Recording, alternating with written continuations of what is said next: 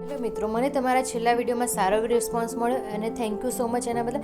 ચલો હવે જોઈશું હડપ્પા સભ્યતાના 61 થી 80 હાર્ડ લેવલના પ્રશ્નો. બરાબર, પહેલો પ્રશ્ન સોલ્વ કરીએ.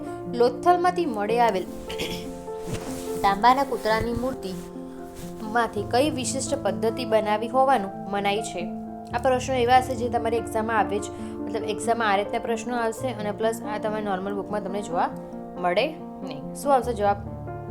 ચલો વિચારો. તો ઠીક છે, ચલો. તો કે મધુષ્ટ વિધિ એટલે લોસ વેસ્ટ ટેકનિક ગુજરાતીમાં કહે છે. એને ધાતુની મૂર્તિઓ ગાળવામાં આવતી હતી. ચલો આગળનો પ્રશ્ન જોઈએ. હડપ્પા સભ્યતાના કયા સ્થળેથી પથ્થરની બનેલી નવેલી મળી આવી છે જે ગટરના પાણીના નિકાલ માટે વપરાતા હતા? શું હશે જવાબ? તો કે ધોળાવીરા. ધોળાવીરામાં જળ નિકાસ માટે વ્યવસ્થામાં વિશ્વભરમાં પ્રખ્યાત હતી. આગળનો પ્રશ્ન જોઈએ. નાગેશ્વર નામનું હડપ્પા સ્થળ મુખ્યત્વે કયા ઉદ્યોગનું કેન્દ્ર હતું? તો કે શંખની વસ્તુઓ બનાવવાનો ઉદ્યોગ. ચલો આગળ જોઈએ.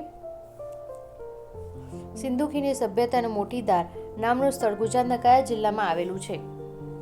મોતીધાર તો કે અમરેલીમાં આવ્યું છે. એ મુખ્યત્વેનું શેનું સ્થળ છે?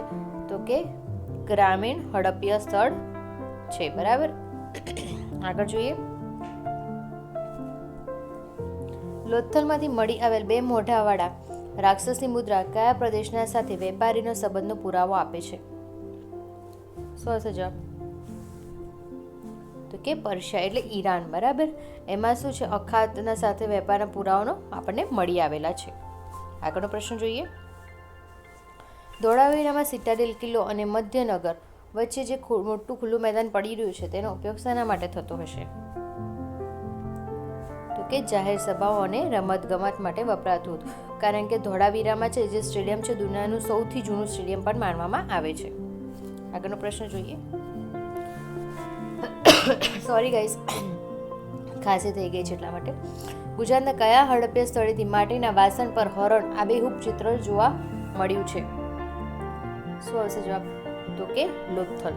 બરાબર, એનામાં આબેહૂબ એટલે આપણે નાના હતા ત્યારે પંચતંત્રની વાર્તા જોતા હતા. બરાબર, શું હતું? તો કે તળશિયાનો કાગડો, શિયાળ જેવી જે હતી એ પણ લોથલના વાસણો પર છે. આગળનો પ્રશ્ન જોઈએ. કચ્છના ખદીરબેટમાં ધોળાવીરામાં આવેલું છે તો પુરણ નામનું હડપ્પા સ્થળ કયા બેટમાં આવેલું છે? તો કે પચ્છમ બેટ. એ પચ્છમ બેટ ક્યાં આવ્યું છે? તો કે કચ્છના પચ્છમ બેટમાં પુરણ સ્થળ આવેલું છે. બરાબર, ચલો આગળ જોઈએ. હડપ્પા સભ્યતા દરમિયાન ગુજરાતમાં તોલ માપના સાધનો કયા ગુણાંકમાં શ્રેણીબદ્ધ જોવા મળ્યા હતા? તો કે 16ના ગુણાંકમાં. આ પ્રશ્ન આગળ પણ છે.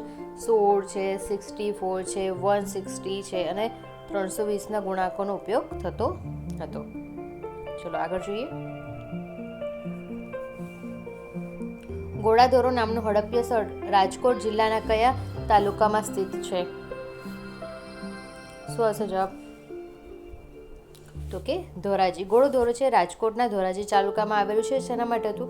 તો કે ઔદ્યોગિક માટે ફેમસ હતું. બરાબર, આગળ જોઈએ. કયા સ્થળને બંદર ન હોવા છતાં હડપ્પા ઔદ્યોગિક વેપારી મથક એટલે જે ઇન્ડસ્ટ્રીયલ ટ્રેડિંગ પોસ્ટ છે એના માટે માનવામાં આવે છે? તો કે કોતાંસી એ હડપ્પા સમયનું એક મેન્યુફેક્ચરિંગ સેન્ટર હતું. બરાબર, આગળનો પ્રશ્ન જોઈએ. સિંધુ સભ્યતાના લોકો લાપિસ લાઝુલી નામનો વાદળી કિંમત પથ્થર જે છે એ ક્યાંથી આયાત કરતા હતા?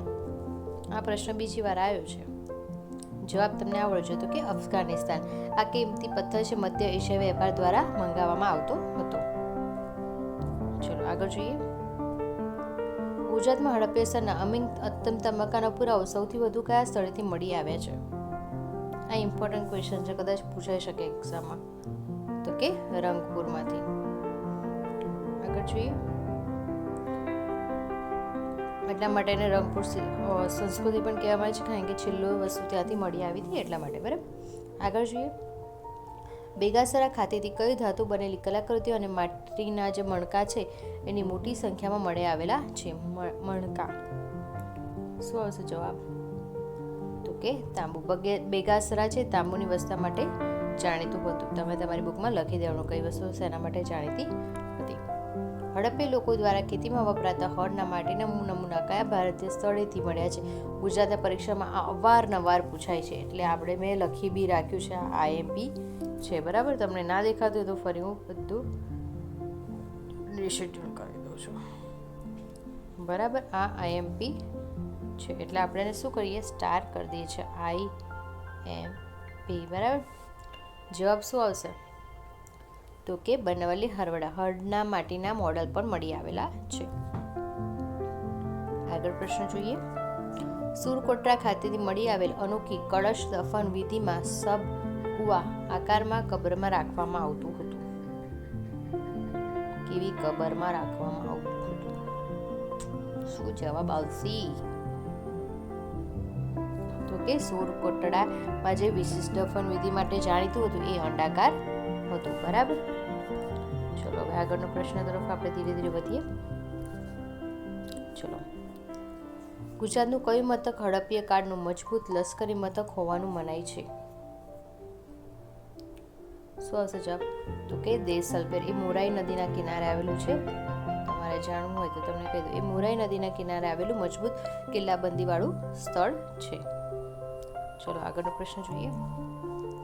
સિંધુ સભ્યતાના કયા સ્થળેથી વિશ્વનું સૌથી જૂનું વરસાદી પાણી સંગ્રહ એટલે રેઇન હાર્વેસ્ટિંગનું માળખું મળી આવ્યું છે? આ જવાબ તો બધાને આવડવું જોઈએ કે ધોળાવીરા. કારણ કે જળ રિલેટેડ જે બી વસ્તુ છે ધોળાવીરામાં જ આપણને આપ્યું છે. ધોળાવીરાના પથ્થરો કાપીને 16 વિશાળ મહાજળાશયો બનાયા હતા, બરાબર. હું લખી દઉં છું નંબર, બરાબર. ચલો આગળ યાદ રાખીએ આપણે. ખાનપુર નામનું હડપ્પીય સ્થળ ગુજરાતના કયા જિલ્લામાં આવેલું છે? શું આવશે જવાબ? તો કે રાજકોટ જિલ્લાનું સ્થળ છે. અંતિમ પ્રશ્ન તરફ જઈએ હવે. અંતિમ પ્રશ્ન પૂછતા પહેલાં હું તમને કહું, એની PDF છે હું રાતે 10 વાગે મૂકી દઈશ મારી ટેલિગ્રામ ચેનલ. તો એક્ઝામ ઓરેકલ કરીને સર્ચ મારશો તો તમને મળી જશે, અથવા એની હું છે ને લિંક બી મૂકી દઉં છું ડિસ્ક્રિપ્શન બોક્સમાં. તો ત્યાંથી પણ તમને આની PDF મળી જશે. ડેલી આવા વિડીયો અપલોડ કરીશ. એક મોડેલનો પેપર હશે અને એક હશે આવી રીતે સંસ્કૃતિનો. તો પ્લીઝ એના માટે મને લાઈક શેર સબસ્ક્રાઈબ કરજો, જેથી હું વિડીયો મૂકું તો તમને નોટિફિકેશન મળતી રહે. ચલો આગળનો પ્રશ્ન હોય. હડપ્પીય સભ્યતાના પતન માટે બિશનપુર જવાબદાર હતું, તો તેવું મંતવ્ય આપનાર વિદ્વાન કોણ છે? શું જવાબ હશે? તો કે ઉપરના તમામ, કારણ કે એમને વિશાળનું કારણ માન્યું હતું પૂરને, મહાન વિદ્વાન, બરાબર. Thank you so much and please like share અને સબસ્ક્રાઈબ માય ચેનલ.